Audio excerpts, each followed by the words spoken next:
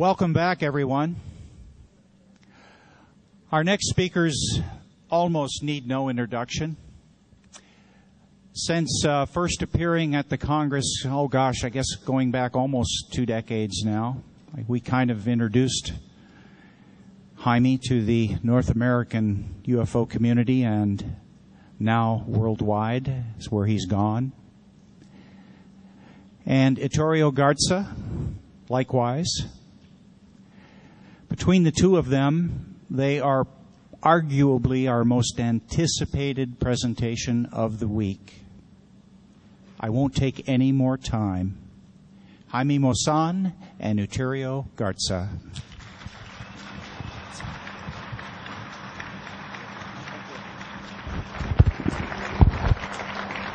Always a pleasure.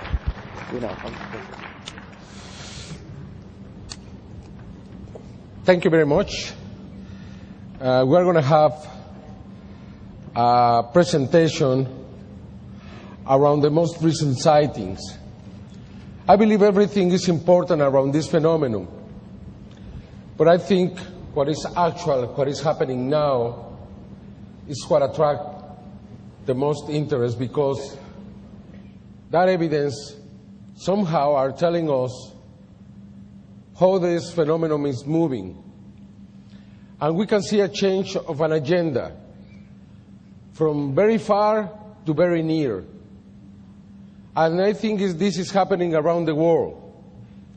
We will see very clear videos that will prove that something is happening right now and something is going to happen in the very near future. I really believe we are very close to have a very open demonstration by these creatures. Santiago. I would like to thank, first of all, to the UFO Congress, Bob Brown, Nicole, and Heather, the Board of Directors, for inviting us again to this Congress and giving us the opportunity to share with all of you the results of our research work. We all know about the UFO wave that took place last year over Texas.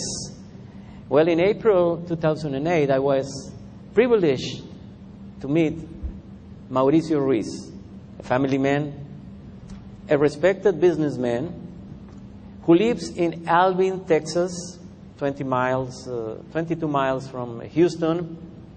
And on April 11, Mauricio Ruiz had a unique experience.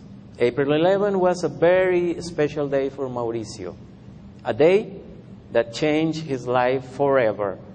That morning, Mauricio was in the garden of his home when suddenly he had an impressive close encounter with a huge UFO craft. So we would like to introduce you, Mauricio Ruiz, and to present to you our whole investigation on his exceptional case. And also our investigations of UFOs in space, 2 NASA missions from last year and 1 Russian mission, including 3 incidents with images that speak for themselves. And at the end of this presentation, we have a surprise for all of you. So we would like to ask you to remain in your seats, and I promise you will be surprised. So, dear friends, thank you for coming and enjoy this presentation.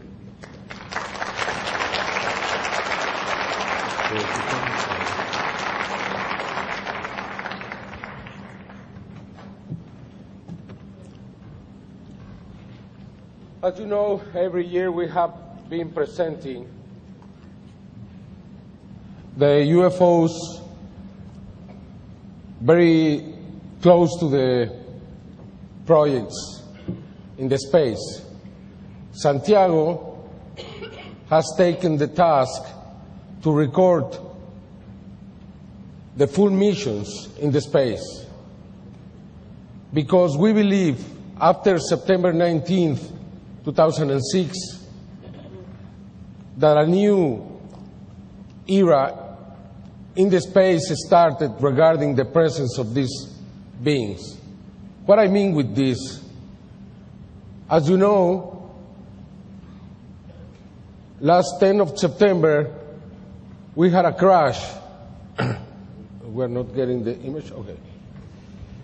As you know, the 10th of September, we had this crash between the Cosmos 2251 and the Iridium 33. Because something happened. We don't know yet what happened because, as you know, the orbits of these satellites are always steady. They haven't been able to explain why there was this crash. And it's possible a new warning because after September 19, 2006, we had the beginning of this new era. You have to remember that day because a little object stopped the Atlantis from coming back. This object was there for something from 8 hours to 11 hours, blocking the Atlantis from coming back. That had to be a warning. That was not accidental.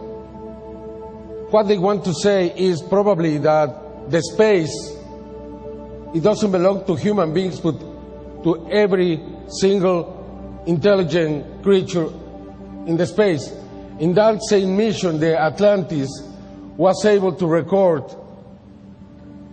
this light that came from very far to very near, stayed there for a few minutes, and then left.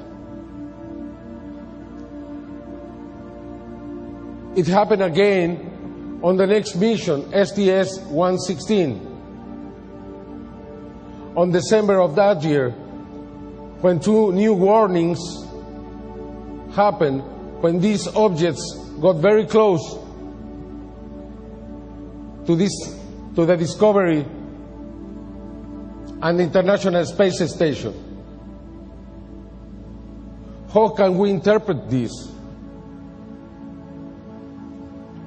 And now we have this crash between two satellites. An impossible crash. The space trash that is in the space is not floating anywhere.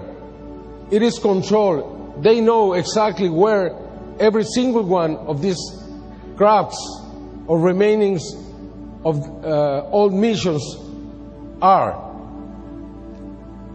It means that was not accidental. How can we know this is truth? Well, let's watch. Let's see, because I believe this is not going to be the last time we see something like that. In October 2007, the whole mission was observed. This is just very few videos. We have presented this in the past, but we want to prove that we are being watched in the space. The Discovery